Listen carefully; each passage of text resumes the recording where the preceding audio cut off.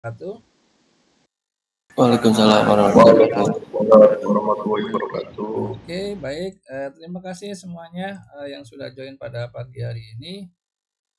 Hari ini kita ke pertemuan keempat ya dari pemrograman web 1 yaitu web dasar ya. Nah, kemudian pada hari ini kita akan lanjutkan lagi proyek kita yang sebelumnya yang berkaitan dengan kita akan membuat sebuah web kecil, web dasar, di mana nanti akan menerapkan elemen-elemen HTML, kemudian aside, kemudian artikel dan segala macam, termasuk ada image di dalamnya untuk target kita di sebelum UTS. Artinya nanti setelah pas UTS kalian diminta untuk membuat web kecil sama mirip seperti yang kita buat ini nanti. Kemudian di akhir di UAS nanti kalian akan diminta untuk membuat web yang agak besar, kemudian diupload di salah satu apa ya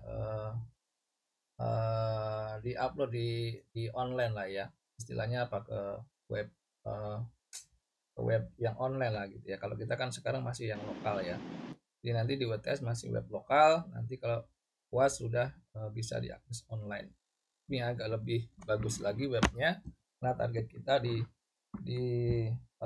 pemrograman web 1 adalah itu gitu ya. Jadi mampu membuat sebuah web, entah itu company profile, entah itu web pribadi, entah itu berkaitan dengan diri kita masing-masing dan lain sebagainya.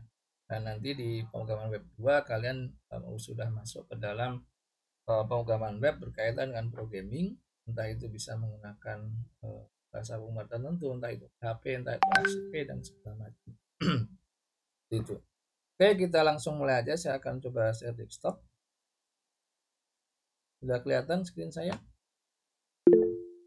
Assalamualaikum warahmatullahi Kelihatan belum? wabarakatuh. Belum, Pak. Kepada ibu-ibu majelis taklim, penuh khotimah yang Ini masih banyak yang join ya.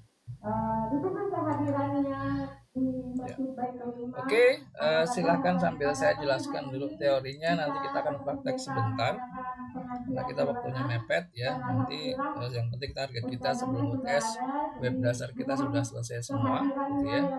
Nah, silakan dinyalakan laptopnya sambil saya jelaskan. Jadi materi hari ini berkaitan dengan lebih lanjut ke dalam HTML tag. Jadi kita akan ngomongin berkaitan dengan inline formatting tag, berkaitan dengan long quotation gitu ya. Kemudian performance tag dan juga figur yang akan kita gunakan nanti di web kita ini. Nah, sebelumnya kita sudah mengenal paragraf heading gitu ya kemarin ya. Kemudian juga list kita udah pelajari di minggu lalu pada HTML, tapi masih ada beberapa lagi tag yang merupakan spesial untuk tag format teks ya yang kita pelajari sebelumnya, yaitu tag format yang akan kita pelajari ini adalah contohnya black quote, kemudian pre dan juga figur. Kita yang join ya. Oke. Nah, long quotation itu apa? Long quotation itu jika pada konten kita memiliki sebuah kutipan ataupun sebuah testimonial gitu ya, kita dapat menggunakan format long quotation seperti ini. Jadi cuman hanya menambahkan teks saja, dimulai dengan tag block quote, kemudian tutup dengan slash block quote seperti ini. Kemudian yang P itu adalah seperti kemarin, ini adalah paragraf melambangkan. Jadi kalau kita mau menambah quotation yang panjang, kita bisa mulai dengan dibuka dengan tag block quote, kemudian tutup dengan slash block quote. Jadi simple, bahasa HTML itu hanya dihafalkan saja. Kalau mau menambahkan paragraf seperti apa, menambahkan quotation seperti apa, nah tinggal dicari saja tagnya itu apa, tinggal ditambahkan, kemudian sudah pasti ditutup dengan penutup teksnya biasanya menggunakan slash. Ini adalah cara penggunaan long quotation.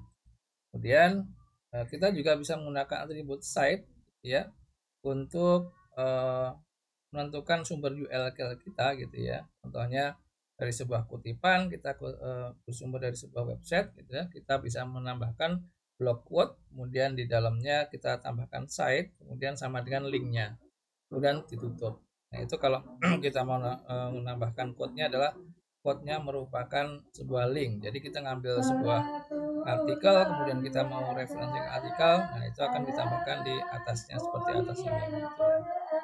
Seperti itu. Berikutnya ada namanya format tag gitu ya. Jadi kadang-kadang sebuah format tag itu nggak seperti paragraf yang seperti biasanya. Contohnya sebuah puisi gitu kan agak unik gitu ya. Paragrafnya ada rata kanan, rata kiri dan segala macam. Kemudian nama karyanya itu ada sebelah kanan, itu bisa menggunakan dengan tagnya adalah pre di sini. Jadi pada modul sebelumnya sudah mengetahui bahwa HTML akan menggunakan spasi. Jadi spasi itu nggak dianggap sama HTML. Jadi kalau walaupun kalian tambahkan spasi yang panjang, dia nggak akan dikenal gitu ya. Makanya akan teksnya tetap akan dekat-dekat dengan apa kata-kata sebelumnya. Jadi spasi itu nggak berpengaruh sama sekali. Kemudian, namun ada beberapa konten seperti contoh kode atau puisi sangat berarti banget gitu ya. Makanya kita bisa menggunakan menampilkan konten sesuai dengan yang kita tulis pada teks editor. Itu bisa menggunakan pre seperti ini. Jadi kalau ada kata pre, nanti format paragraf di dalamnya itu akan ngikutin teks kita yang kita ketikkan di teks editor gitu ya.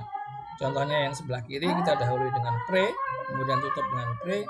Di dalamnya kita masukkan spasi-spasi banyak, kemudian kita susun sedemikian rupa nanti hasilnya akan sebelah kanan. Seperti itu. Jadi ngikutin apa yang kita ketikkan di dalam teks kita.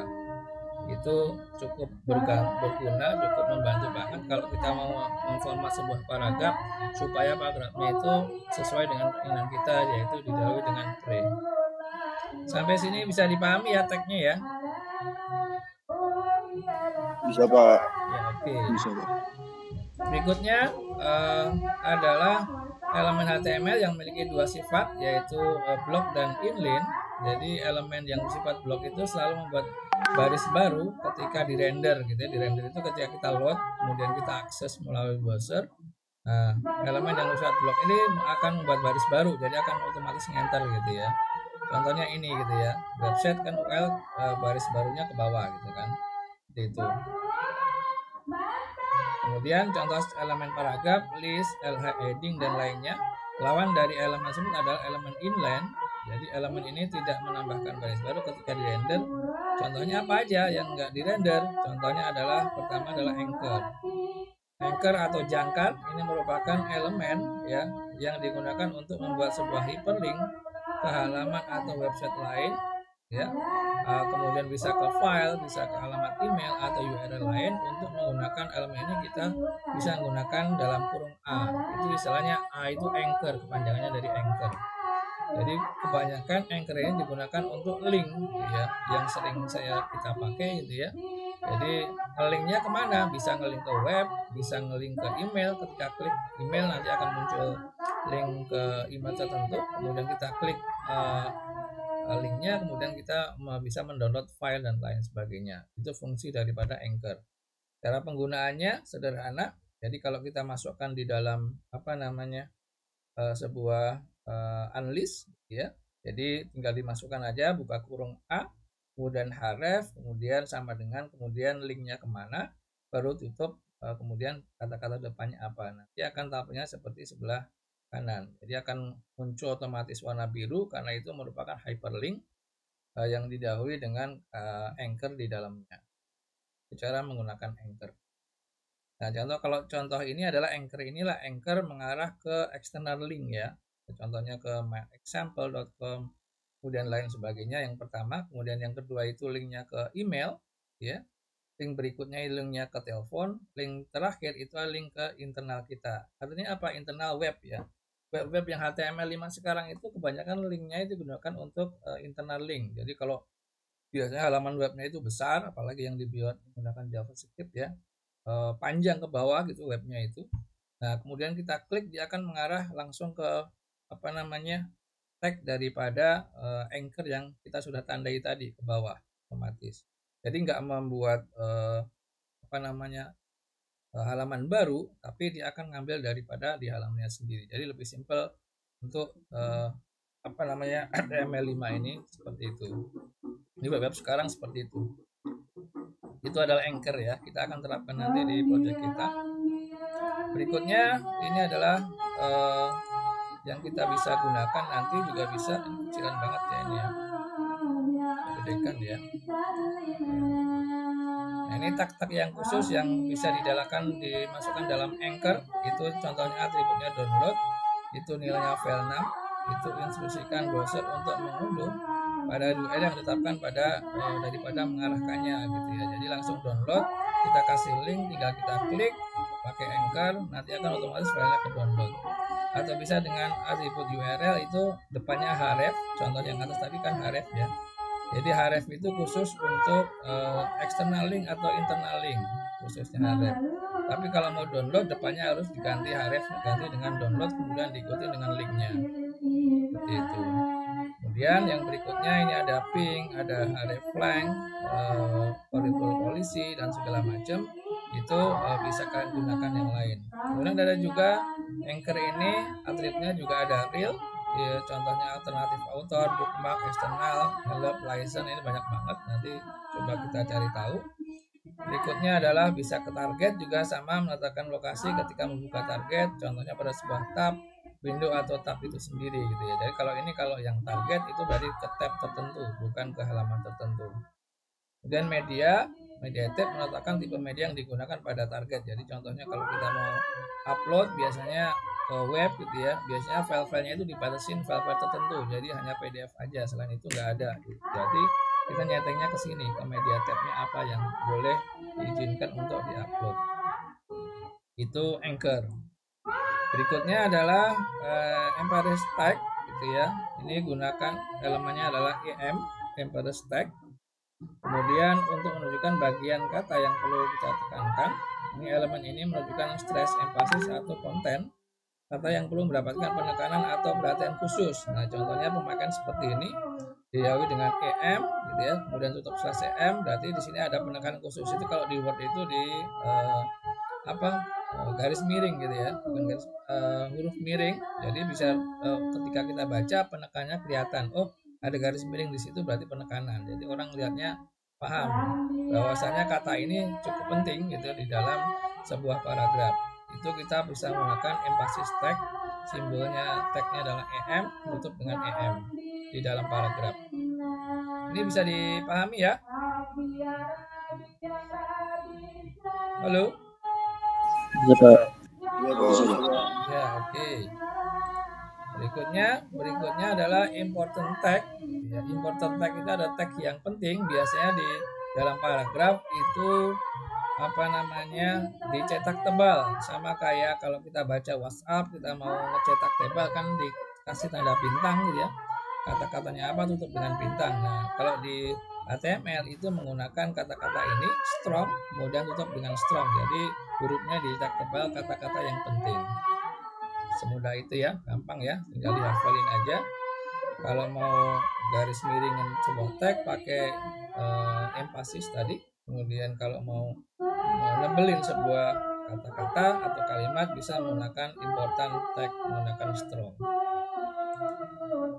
Berikutnya yang lain adalah bagaimana kalau kita mau menambahkan short quotation gitu ya, pakai kutip, tanda kutip, kedua biasanya short quotation, gunakan elemen Q gitu ya, depannya Q, kemudian ditutup dengan Q juga. Nah, ini contohnya adalah Q itu menggunakan quotation. Maaf, saya tidak bisa di dalam pertemuan nanti. Nah, nanti otomatis ketika di running dia akan ada kutip 2 di depan dan juga di belakangnya. Itu adalah short quotation. Ya, seperti itu. Berikutnya adalah citation. Masih ada yang join ya. Yang citation, jadi selain sebuah atribut, cite juga merupakan sebuah elemen yang digunakan untuk sebuah rujukan pada sebuah dokumen, contohnya sebuah buku gitu ya, atau apa dan segala macam. Contohnya informasi lengkapnya bisa Anda dapatkan di pelitabangsa.ac.id. Ini contohnya itu. Di cite atau citation digunakan juga untuk merujuk kepada sebuah elemen yang digunakan untuk rujukan sebuah dokumen. Misalnya seperti itu, mirip seperti quotation yang tadi, cuman di sini tagnya adalah cite. Di dalam cite ini disitu siapa, kemudian kita akan tambahkan anchor karena di dalamnya ada link eksternal gitu ya, jadi kita harus tambahkan Anchor menggunakan metodenya href, kemudian linknya itu kemana, tutup dengan site, kemudian tutup dengan apa namanya paragrafnya apa. Itu seperti itu yang perlu diingat dan juga diperhatikan nanti kalau kita mau citation net eksternal dari web. Itu di dalam paragraf ya, seperti itu. Kemudian line breaking bisa juga seperti ini juga kita gunakan untuk alamat nanti di web kita. Di line break terkadang kita mungkin perlu menambahkan sebuah baris baru pada sebuah baris tag, jadi termasuk paragraf ya. Tapi kita mengetahui bahwa browser akan mengabaikan sebuah penulisan spasi, makanya supaya kita langsung bisa enter, kita bisa tambahkan di sini atributnya adalah line break, yaitu BR, itu baris baru gitu ya maksudnya ya. Line break BR, kemudian ditutup, nggak pakai tutup apa-apa, tinggal langsung aja setelah akhir kata itu ditambahkan tagnya adalah buka kurung BR tutup kurung, dia akan otomatis enter sendiri. Jadi kalau contohnya ini adalah sebuah paragraf, kemudian di dalamnya ada kata-kata, saya ingin enter saja, daftar oleh bangsa, alamat, kemudian petanya, kemudian di bawahnya ada apa namanya kode posnya, nah nulisnya seperti itu, jadi ujungnya kita kasih BR. Sampai sini ada komentar atau pertanyaan? Silakan, ada komentar? Cak? Halo? Cukup? Aman, Pak. Oke, sekarang kita akan coba lanjutkan project kita. Silakan di-download dari sini, link yang saya kirim di sini. Bagi yang ketinggalan silahkan gunakan ini juga bisa. Nggak ada alasan lagi untuk nggak bisa nanti, karena nanti di project akhir UTS-nya itu akan membuat projectnya mirip-mirip ini, cuma dengan tema yang berbeda. Jadi kalau kalian mau bikin sesuai dengan apa yang ada di aturannya, contohnya harus menggunakan aside, menggunakan artikel segala macam, kalian bisa menggunakan. Saya kirim di sini ya. Kelihatan nggak Bu layarnya? Mesti nggak? Cukup ya Bu ya?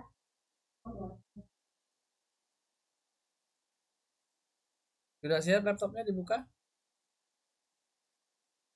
Bismillahirrahmanirrahim. Sudah, Pak. Ya. Assalamualaikum Saya taruh di sini ya. Di mana? Ini. Ini ya. Gitu ya. Silakan download terlebih dahulu.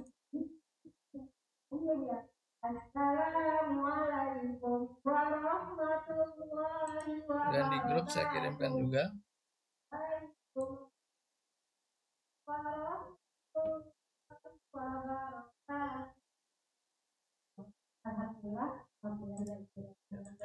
Saya kirim di grup juga ya.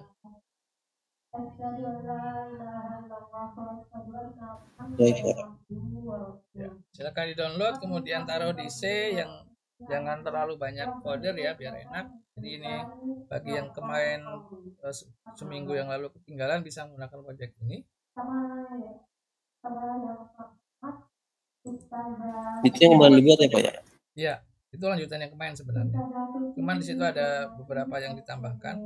Gunakan itu aja. Kemudian kalian ekstrak, nanti di dalamnya ada seperti ini, ada folder Kota Bandung, dalamnya ada aset, di dalamnya ada image, kemudian di dalamnya ada ini ya, Boska, Pomhouse, Geografis, History, seperti ini.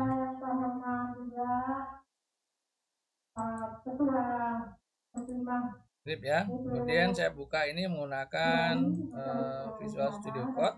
Saya klik kanan aja di sini.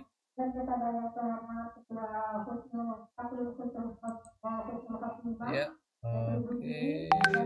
Visual Studio Code mana ya? Ketua-ketua taklim yang ada di lingkungan RW. Ya, ini pakai ini aja. Dan kepada yang terhormat juga, tim Merbana yang selalu bersita dengan taklim juga. Selamat selalu Merbana. Dan juga yang terhormat ibu-ibu masih taklim. Ya, oke, nanti filenya seperti ini ya. Jadi kalau saat ini posisinya seperti ini, tampilannya adalah ini, alamatnya tadi di mana tadi? Ini ya. Indeks HTML ya. Ini saya copy paste di sini. /index. Mudah-mudahan kita selalu seperti ini. diberikan kesehatan oleh Allah. Nah, ini kita akan gunakan ini untuk apa namanya anchor ya. Jadi ini sejarah, kita klik kemudian akan mengarah ke halamannya sendiri. Ini kan panjang ya, jadi akan tunjuk ketika kita klik sejarah, nanti akan muncul langsung ke tagnya sejarah sini. Kita klik wisata, dia akan menunjuk ke wisata, yaitu artikel di wisata yang bawah seperti itu. Jadi kita akan menggunakan link internal di sini seperti apa namanya HTML, HTML, web-web yang saat ini gitu ya, biasanya menggunakan seperti itu karena lebih meminimalkan banyak halaman. Jadi kita gunakan tag untuk apa namanya anchornya. Jadi user nggak perlu scroll ke bawah untuk baca, tinggal klik ini aja, nanti akan diarahkan ke link daripada si artikelnya itu kemana.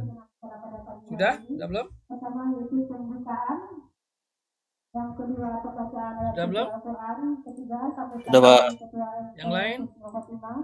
Keempat tausiah, dan kelima Aman, Pak. keenam Sudah, Pak. Lalu sekarang kita masuk ke yang pertama, Di yaitu sini agak berisik ya.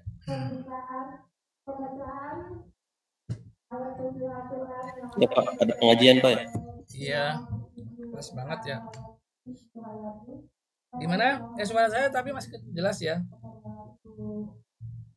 Jelas, Masih, Pak. Ya, udah, sudah siap, kita lanjut ya. Udah? Iya, Pak. Oke, yang berikutnya kita akan tambahkan, kita akan tag gitu ya. Jadi kita akan fokus ke sini, ke bagian yang baris. Nah, sini ya, ke line 15 ya. Di kalian line 15 bukan? Line 15? benar Pak. Oke, sama ya. Kita enter di sini, kita akan masukkan. Jadi ketika kita klik nanti akan mengarah ke situ. Jadi kita bikin ini biar bisa dilihat dulu, biar bisa kebaca. Jadi susunnya nanti seperti ini. Nah, kita pisahkan dulu ya LI-nya ya. Kita pisahkan seperti ini. Nah, seperti itu. Biar gampang ininya kita nandainya. Nah, kita nggak bingung nanti teksnya yang mana yang dirubah. Nah, seperti ini sudah ya. Penutupnya jangan lurus biar kelihatan. Di sini punya ini, li punya ini punya ini punya ini ya. Jangan sampai kehapus. Berikutnya kita akan tambahkan anchor di sini. Jadi di sejarah ini kita tambahkan A di sini. A kecil karena hurufnya seperti itu. Kemudian H, ini pilihannya href. Yang ini yang kedua. Dia langsung otomatis kutip 1. Kemudian kita masukkan di sini adalah pagar. Nah, seperti ini. Kemudian sampingnya adalah kita tutup dulu. Seperti ini. Nah, dia akan otomatis tutup, tapi nutupnya jangan di sini ya. Kita tutupnya di belakang kata sejarah di sini. Nah, seperti ini.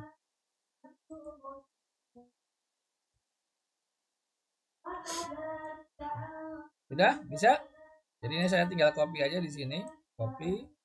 Ini ke grafis juga copy, taruh di belakangnya, ini juga taruh di belakangnya. Jadi ini saya pindahkan aja ke tengah. Nah, seperti ini. Kemudian Ctrl S, simpan. Oke, sudah? Sudah belum seperti ini?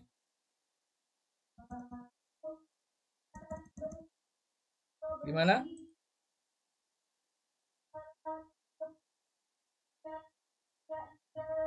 Ada yang lagi praktikum? Coba raise hand. Udah Pak. Ikutin, coba raise hand. Udah siapa aja? Indri, Suryadi, Ferin, Rio, Sultan. Oke, kita lanjut lagi atau ada yang masih belum selesai? Ada yang belum selesai? Gak ada ya? Oke, nggak ada, kita langsung aja kita coba di enter.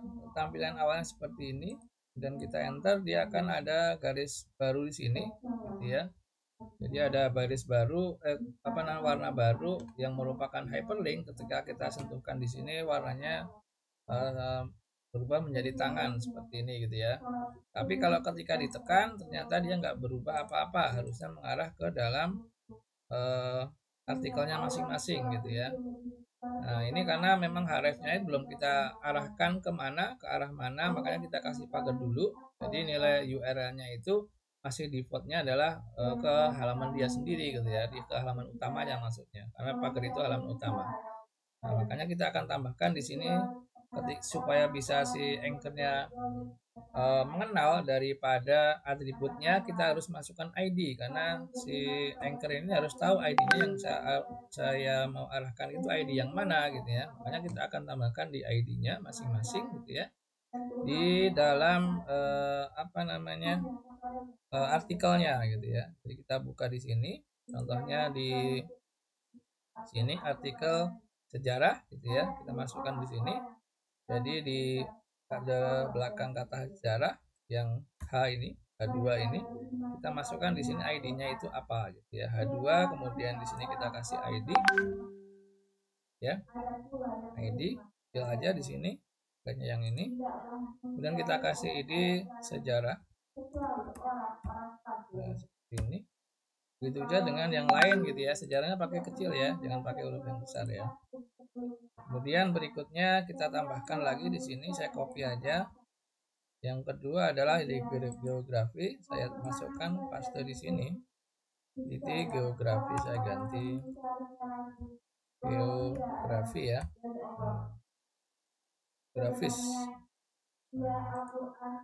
Kemudian saya masukkan juga ID-nya, yang lain adalah di wisata.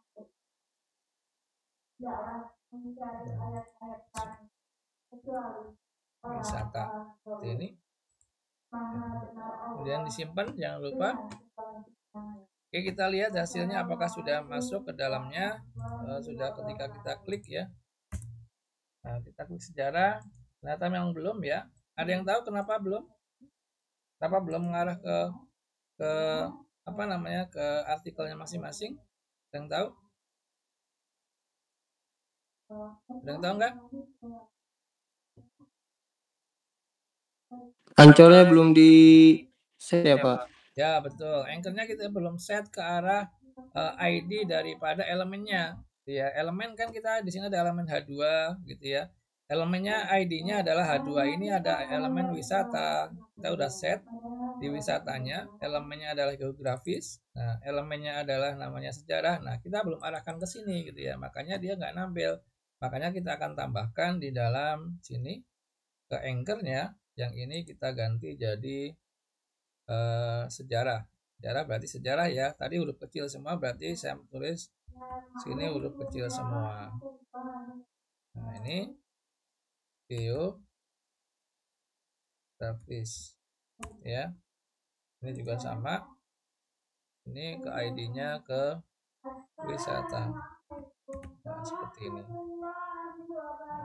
Oke, seperti itu. Harusnya kita sudah bisa ini ya. Kita coba running lagi di sini. Enter. Kemudian saya klik sejarah sini ya. Dia akan menuju ke sejarah.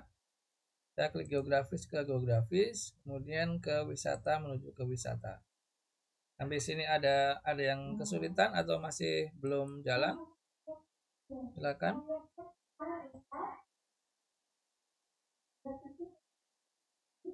Bisa? Ada yang sudah selesai siapa? Coba raise hand. Raise hand. Siapa yang sudah selesai? Atau ada yang kesulitan? Sultan, Rizal, Suryadi, Andi, Rohana, ya dan Vincent ya. Pak Irianto, ya, okay, good. Ada yang belum nggak bisa atau error siapa? Coba biar bisa dibantu.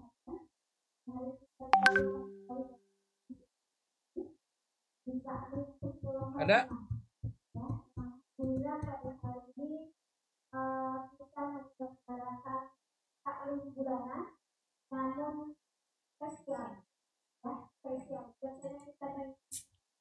Ada pertanyaan atau komentar yang belum ada yang kesulitan nggak? Atau bisa semua? Oke, saya turunkan. Ada yang error nggak? Atau nggak ini? Nggak bisa? Siap semua ya? Siap, Pak.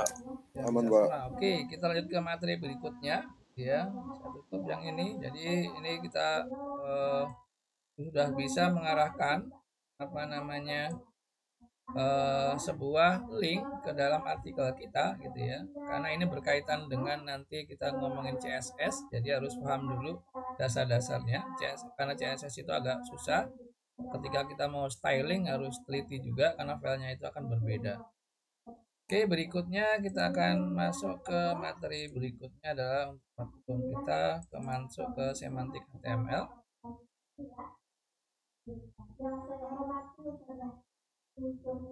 Ya, oke. Nah, semantik HTML. Semantik HTML adalah bagaimana mengorganisasi sebuah halaman konten sebuah web ya. Karena konten kita baru satu halaman, jadi idealnya adalah seperti ini nanti sebuah halaman itu. Ada page, sebuah halaman, kemudian ada headernya, ada main page-nya, sama ada footernya gitu ya. Jadi website yang penting itu adalah itu sebenarnya isinya. Ada header, ada main, ada footernya gitu ya. Itu seperti kita baca majalah sebuah koran gitu ya. Jadi kalau contohnya kita hierarkinya pada sebuah website merupakan hal penting. Jadi hierarkinya adalah halaman utama itu ada halaman headernya, ada mainnya, ada footernya. Tapi semenjak di HTML5 agak diganti gitu ya. Kalau yang sebelumnya menggunakan sidebar, kemudian konten, artikel segala macam agak berbeda. Ya ada namanya header di atas menggunakan ada navigation gitu ya. Di atas headernya, di dalam headernya itu ada navigasinya nanti. Kemudian di dalam mainnya itu namanya ada aside. Aside itu adalah komponen yang akan ditampil letaknya itu di sebelah kanan atau kiri biasanya. Kalau misalkan di kanan berarti assetnya posisi right, kalau misalkan di kiri posisinya itu left. Dan letaknya asset itu ada di dalam main. Jadi bareng sama artikel yang segala macam gitulah, seperti itu ya.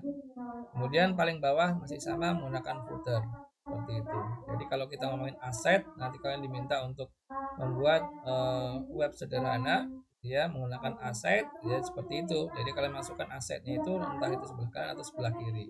Itu letaknya di dalam HTML di tengah-tengah gitu ya. Seperti itu. Nah, contohnya adalah seperti ini. If kemudian ID-nya, dia ada ID-nya, kemudian di sini menggunakan ditandai dengan main di dalamnya, kemudian tutup dengan main, kemudian bawahnya adalah footer. Kemudian berikutnya header dan footer itu apa? Header itu adalah sebuah header dan footer utama yang muncul pada awal dan akhir sebuah halaman gitu. Jadi kalau merujuk pada kita ini, headernya adalah apa? Headernya yang atas gitu ya. Bandung ini ya, dari Bandung kemudian sampai dengan ini kota metropolitan, kemudian bawahnya ada unlist gitu ya, sejarah geografi wisata, ini headernya gitu ya. Kemudian mainnya mana? Mainnya dari sejarah sampai dengan ini, sampai dengan paling bawah ini sampai sini, memiliki beberapa teleskop bla bla bla. Sampai sini ini adalah dia merupakan mainnya. Nah, footernya ini belum ada, asetnya pun belum ada. Nah, kita akan isi aset dan juga footernya. Tapi kita ngomongin teorinya dulu di sini. Ya, itu adalah konsep daripada header dan footer. Sampai sini bisa dipahami konsepnya ya? Web Bisa, Pak. ya. Bisa, Pak. Kemudian contohnya adalah seperti ini, penggunaan header pengantar pembuka konten yang atas itu biasanya sebuah elemen artikel. Nah, ini nanti kita akan menggunakan ini nih. Kemudian juga section itu dimulai dengan ini kalau misalkan di header. Kemudian di footer catatan kaki yang paling bawah, contohnya di Berita Bangsa. Ini saya buka Berita Bangsa ya. Nah, ini paling gampang lah. Kita buka di sini. Nah, headernya adalah atas yang ini. Jadi kita kalau ngomongin headernya berarti headernya adalah ini. Saya blok ini. Ini adalah headernya, ya. Nah, ini segini itu adalah headernya. Kemudian yang mana mainnya yang ini, dari sini sampai ke bawah nih, sampai ke atas. Nah, sampai sini itu masih main di sini. Nah, baru yang ini adalah footernya, yang paling bawah ini. Nah, inilah footer. Ini footernya adalah ini. Biasanya ada kata-kata copyright, kemudian segala macam gitu ya. Kemudian ekstrem, bla bla bla segala macam lah. Ini adalah footernya. Header atas, footer itu bawah. Nah, aset yang mana? Aset itu yang ini. Nah, ini. Sebelah kiri ini berarti aside, yang ini juga aside. Nah, ini mainnya itu ada beberapa macam dari main utama. Main utama itu adalah ini ya, yang dari atas ini ya. Dari main utama atas, paling atas sampai dengan bawah. Kemudian di dalamnya ada submain lagi. Submainnya adalah ini. Ini submain gini ya. Makanya ada di sini ada apa namanya? Aside. Kemudian di sini ada lagi gitu ya. Main lagi, main utama, cuman dia submain aja. Dia biasanya menggunakan artikel, bisa juga menggunakan section dan segala macam. Tapi intinya mainnya cuma satu. Makanya kelihatannya di sini agak ribet gitu ya. Apa namanya, arah daripada petanya. Tapi ini cukup lumayan lah gitu ya buat kita lihat sebuah anatomi sebuah website itu seperti itu. Nah, contohnya kita klik DPM. Nah, ini kalau ke DPM kan eksternal ya, jadi buka web baru. Nah, kalau misalnya saya klik yang tentang kami, harusnya ke bawah gitu ya, ini kan external linknya. Yang kita praktekkan tadi adalah contohnya ini. Apa nih, kita masuk ke mana? Ini menu ya. Ini web lagi, di halaman baru lagi. Ini kayaknya nggak ada yang eksternal nih ya. Nah, oke, itu adalah contohnya.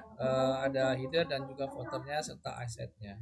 Kemudian berikutnya adalah ini contoh penggunaannya adalah seperti ini. Atau di bawah ini elemen header digunakan untuk menampilkan nama situs dan juga navigasi utama, yang ini header.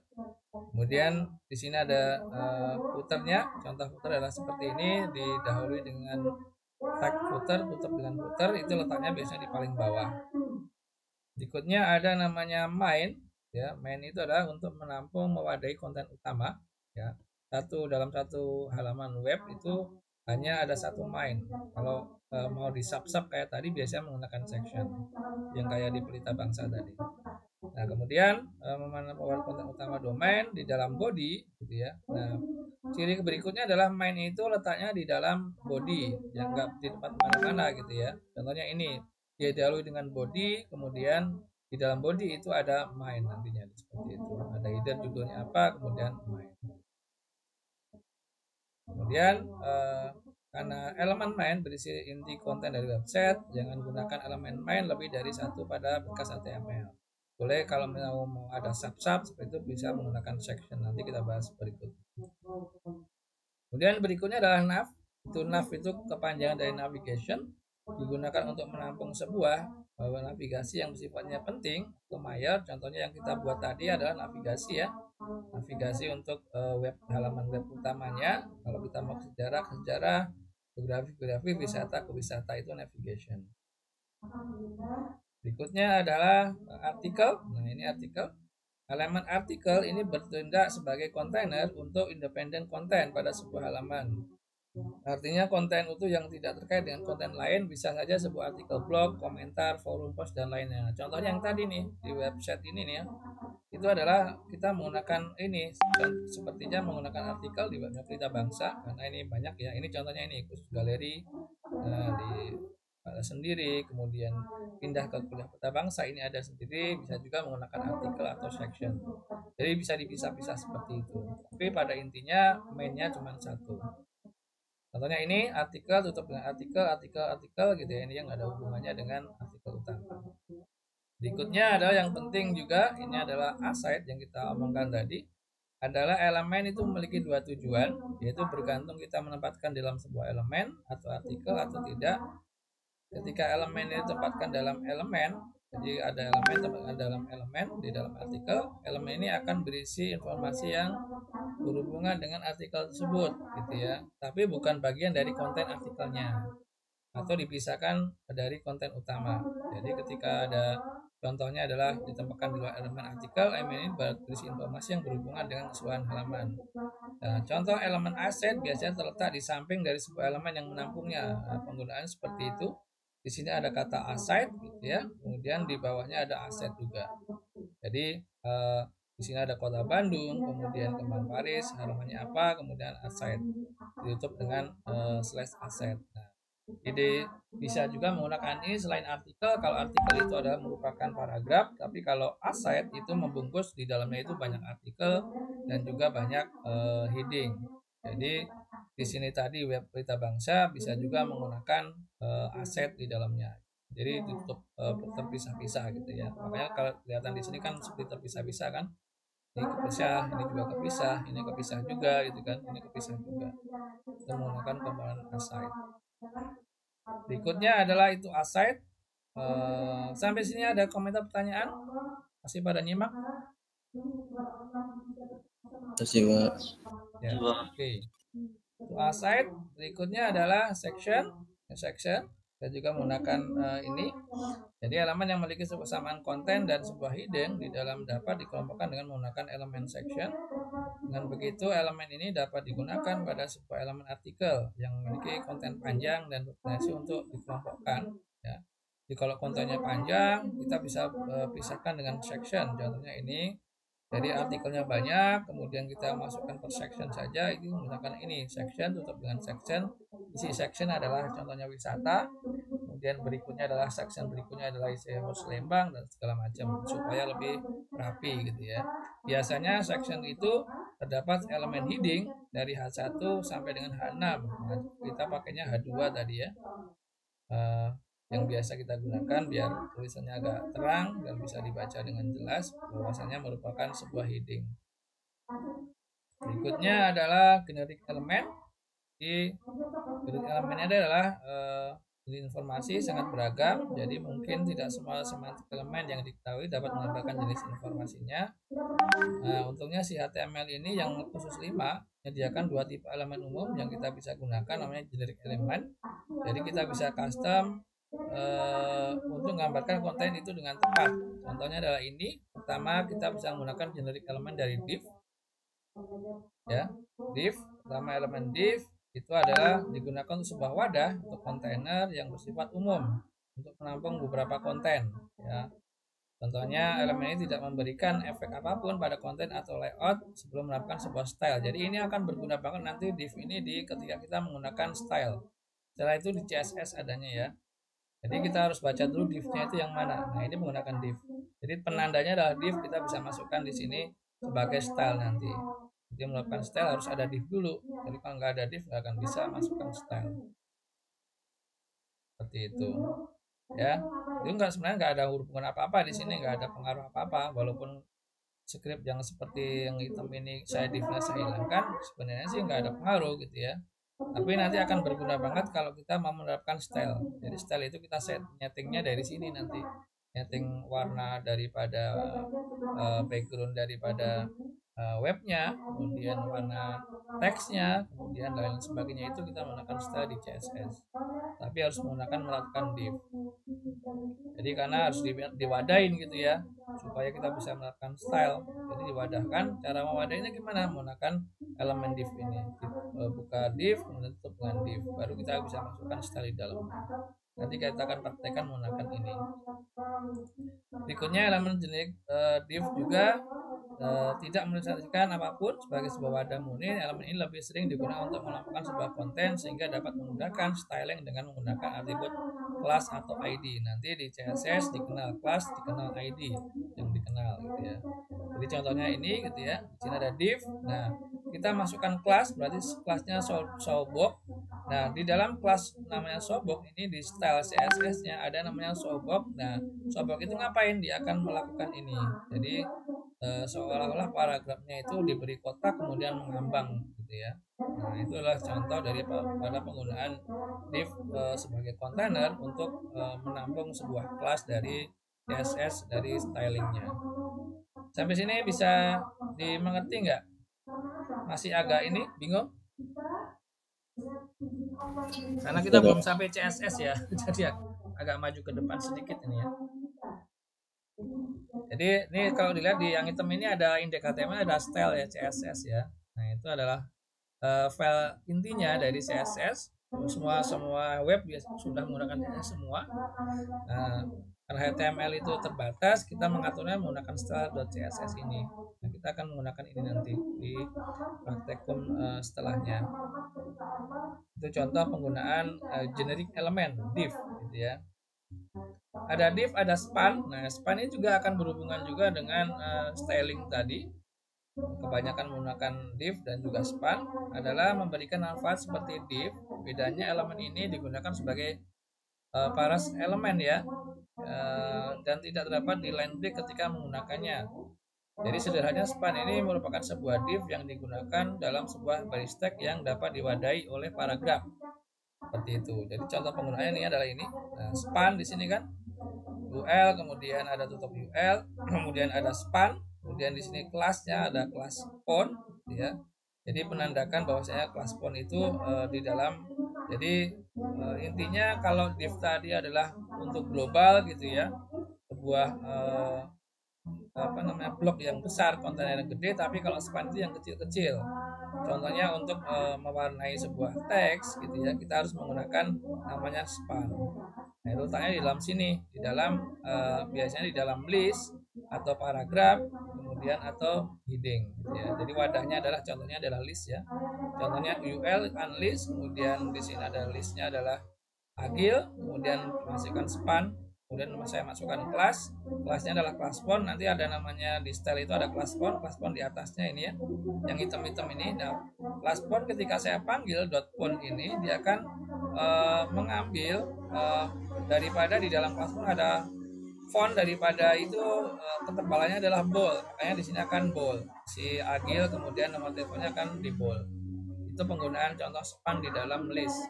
Nanti ada juga span di dalam paragraf, di dalam heading dan lain sebagainya.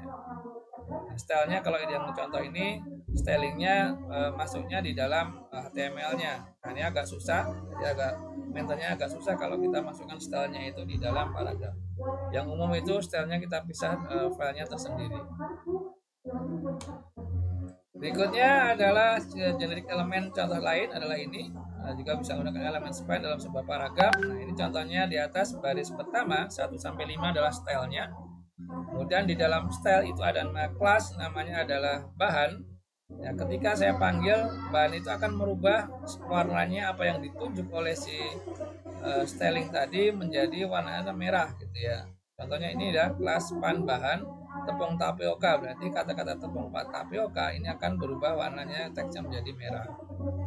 Juga bahan bawang merah juga sama, warnanya akan merah dan seterusnya ya. Dia akan sesuai dengan apa yang dimasukkan di dalam kelasnya itu apa. Seperti itu. Kelas itu di dalam styling didahului dengan titik. Ya, ini saya agak ke depan. Nanti kemudian sebuah style didahului dengan tagnya style, tutup dengan style, kemudian di dalamnya akan banyak kelas. Bisa kita tambahkan kelas yang lain, macam-macam nanti di dalamnya. Itu adalah penggunaan generic elemen. Jadi penting banget span dan juga div. Nah, hasilnya jadi seperti ini ya nanti ya. Jadi kalau dalam paragraf kita bisa menggunakan span, tapi kalau mau global kita bisa menggunakan div tadi. Ini contohnya, untuk membuat sebuah bakso kita membutuhkan daging sapi merah ya, tepung tapioka, bawang merah, bawang putih. Ini kan merah semua tuh dalam HTML. Nah, itu harus menggunakan ini, styling seperti ini. Kalau HTML biasa nggak bisa dia gitu ya, ribet gitu ya. Makanya paling gampang menggunakan styling seperti ini. Paling terbiasa menggunakan CSS. Sampai sini bisa dipahami konsepnya? Bisa ya? Kalian telah dulu aja, penggunaannya dulu aja, nggak usah dipikirkan skripnya seperti apa, nanti kita akan bahas. Jadi yang penting, cara penggunaan styling seperti ini, contohnya gitu ya. Cara manggil kelasnya dari kelas dari styling itu harus kita masukkan span, kemudian panggil nama kelasnya atau masukkan div. Jadi sudah belajar div, kemudian juga span, bagaimana memanggil styling di dalam sebuah kelas. Oke, sampai sini ada komentar? Mungkin harusnya latihan lagi, cuman waktunya mepet, jadi 15 menit lagi, nanti kita teruskan di minggu depan. Silakan Pak, ada komentar atau pertanyaan? Ada? Ada komentar pertanyaan? Nggak ada Pak, masih aman. Berarti latihannya minggu depan ya Pak? Ya, latihan minggu depan. Kita akan masukkan gambar, kemudian kita coba styling dan segala macam ya. Kita masukkan logonya juga sama. Ini kita akan tambahkan seperti ini nanti. Ada logonya. Oke, silakan kalau ada pertanyaan. Yang sudah selesai tadi yang praktikum pertama silakan di capture, di upload di kampus sebagai konfirmasi kehadiran ya. seperti biasa, jadi saya nggak absen. Jadi yang kalau kalian belum mengerjakan silahkan dikerjakan sesuai dengan yang capturean tadi. Saya buka dulu. Ini kampusnya.